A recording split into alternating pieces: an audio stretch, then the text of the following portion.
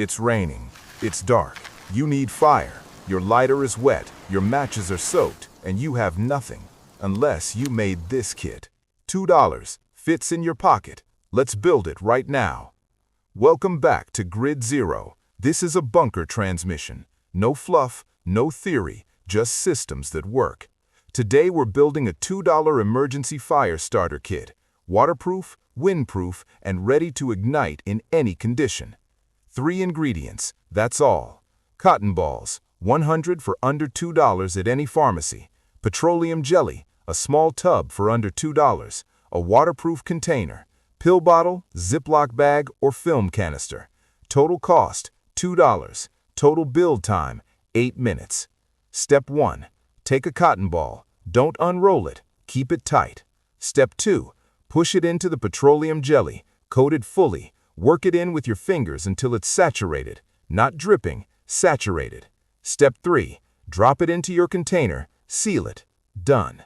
Make 10 at a time. 10 fire starters from one session. Here's why it works. Petroleum jelly is a hydrocarbon. It burns. The cotton ball is the wick. It holds the fuel and feeds the flame slowly and steadily. One ball burns for 5 to 7 minutes, enough to catch wet wood, damp kindling, anything. Rain doesn't kill it. Wind slows it, but doesn't stop it.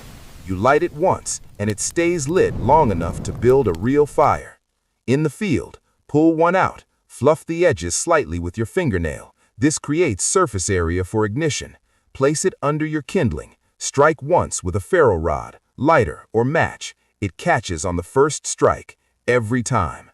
Stack your smallest sticks over it, then medium, then large. By the time it burns out, your fire is alive. This is not a camping trick. This is a survival system. The same principle used in bug-out bags, emergency kits, and off-grid living setups worldwide.